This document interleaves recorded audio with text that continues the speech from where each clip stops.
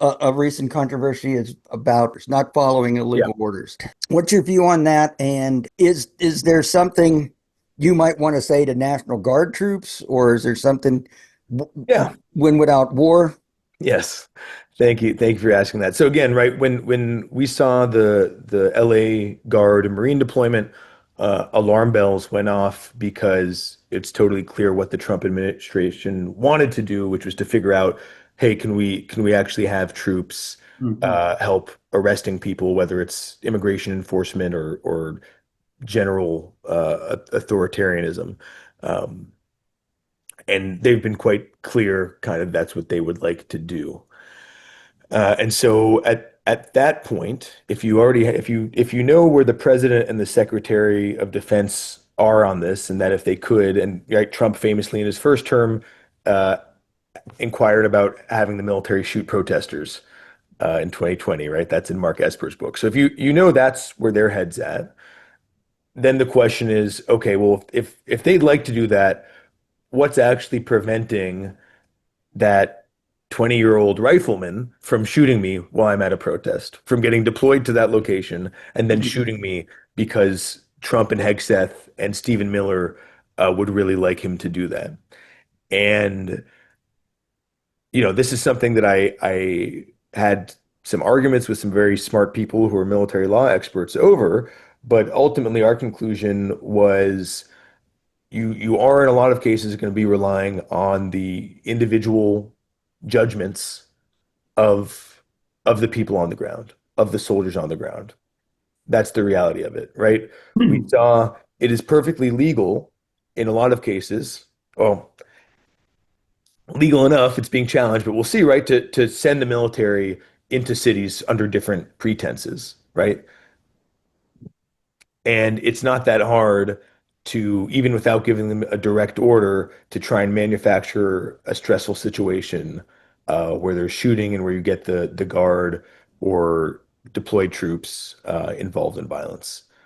And just to be clear, right, with the Insurrection Act is a totally that's constitutional, right? So there's many legal pathways to send both guard and active duty military into our streets, right? So that option remains on the table. And so we looked at, okay, what can we do to change the decision making of that rifleman who's might end up in the situation where he's either being asked to shoot at our protest or they've created enough kind of deliberate uncertainty that he may feel like that's what he has to do anyway.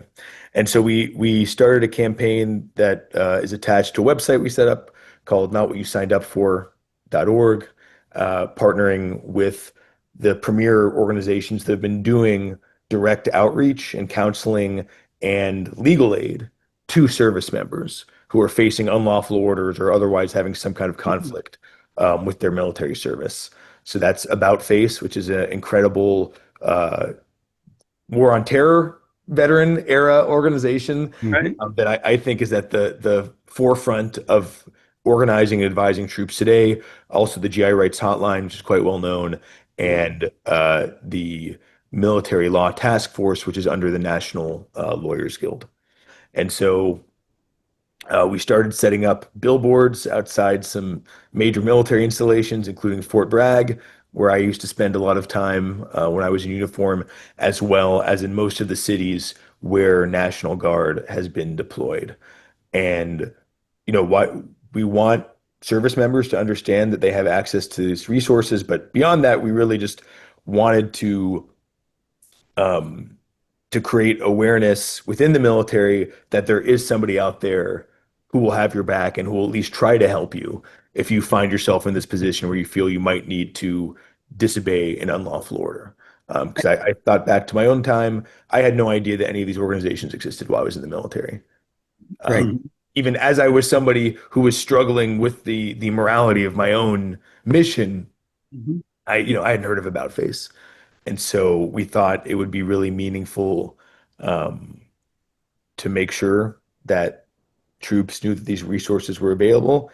And we also wanted to ring the alarm bells to the general public, members of Congress, by saying, yeah, we're doing something that's kind of extreme, or I felt was kind of extreme, which is trying to do direct outreach to members of the military.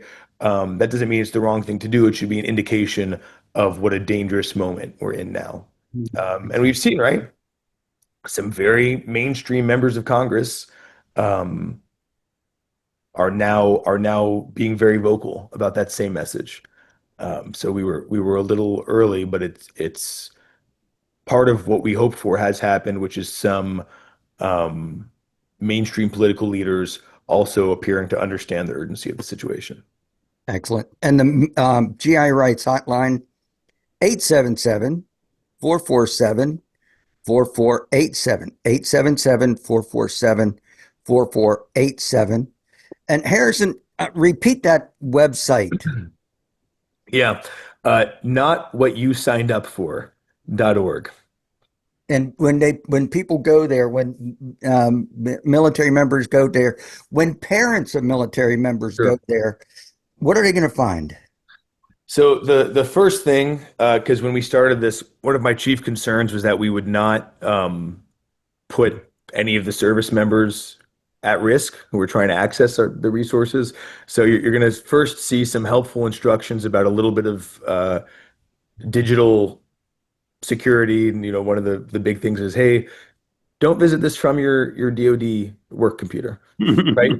Which it sounds silly to you, but you can imagine someone. For Uh, sure. I can tell you, people use their work computers for all sorts of things. I'll tell you that from from experience. And so there's a little bit about some digital risk reduction, and then we direct them to About Face or GI Rights Hotline or Military Law Task Force, and tells folks a little. Basically, we're doing promotion of these existing organizations that they're and trying to make sure, yeah, that troops or their Mhm. families know that they exist. And people, when they go to Win Without War, Yeah. your website, and that's Win Without War, Dot is org. it .org? .org. Yep. Okay, winwithoutwar.org. What are they going to find there?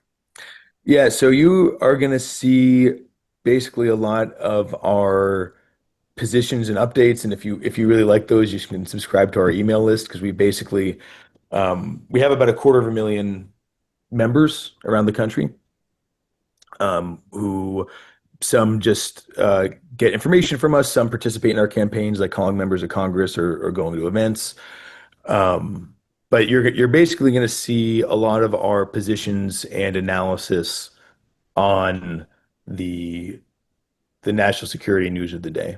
Like you described, you read a statement from Sarah, our former director, about this failure to pass a war powers resolution. So we do a lot of position taking and commentary on things like that. And you're also, depending on what we're doing that week or that month, you'll see some opportunities to get involved with campaigns that we're running or supporting.